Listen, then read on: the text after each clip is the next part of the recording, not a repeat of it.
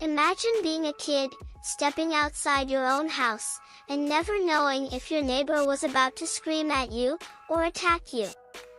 That was my childhood. For years, this man harassed us, bullied us, and made our home feel like a prison. But what he didn't know, was that every time he tried to control us, I was secretly plotting the sweetest revenge. And trust me, it drove him absolutely insane.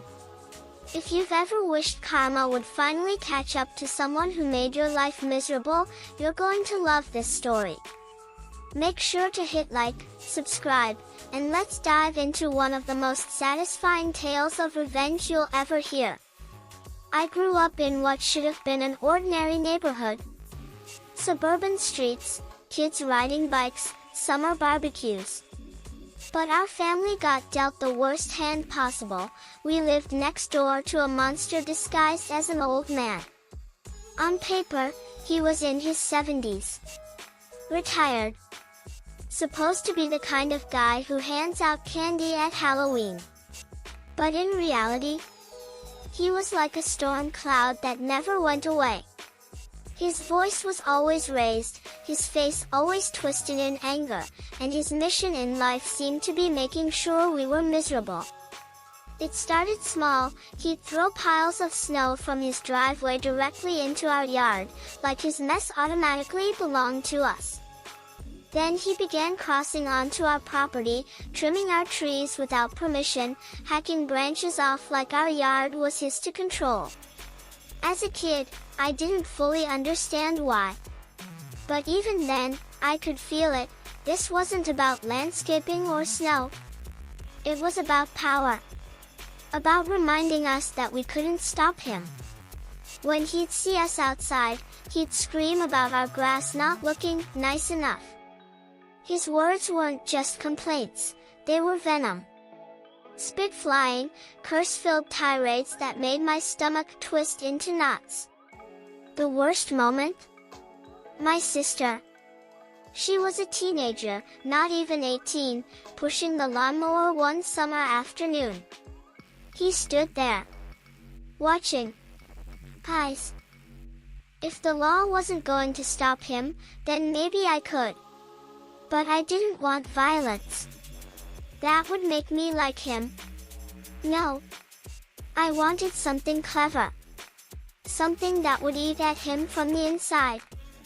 Something psychological. Here's the thing about my neighbor, he hated religion. He'd rant about it, curse it, spit the word like poison. So I asked myself, what's the one thing that would push him to the edge, over and over, without me ever laying a finger on him?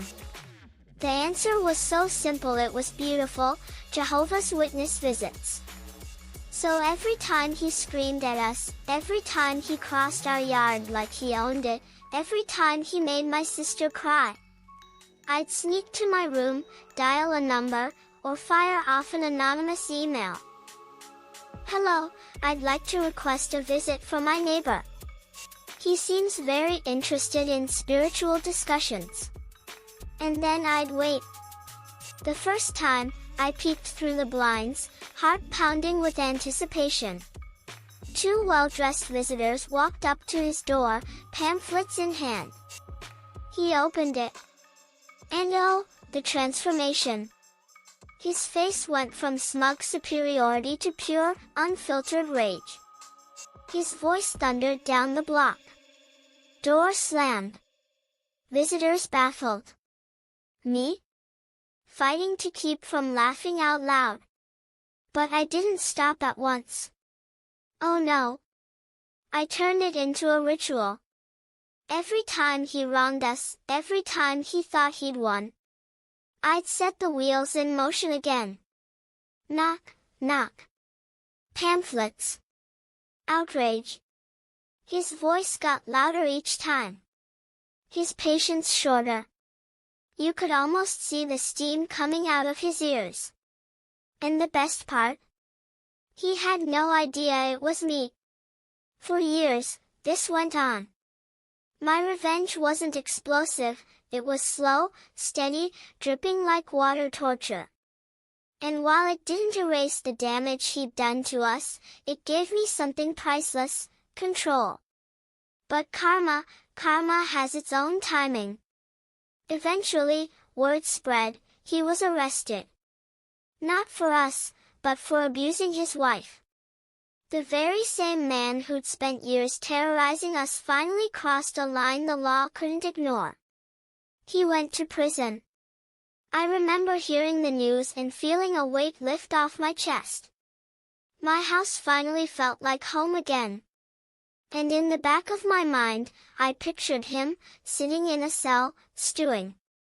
Did he ever suspect it was me who kept sending those visits? Did he lie awake at night, replaying all those knocks on his door, wondering how they always found him? I'll never know. But that's the beauty of it. The satisfaction wasn't just about his prison sentence. It was about every little moment leading up to it. Every time he opened that door expecting peace and instead found the one thing he hated most. I had chipped away at his power. He wanted to make us feel power.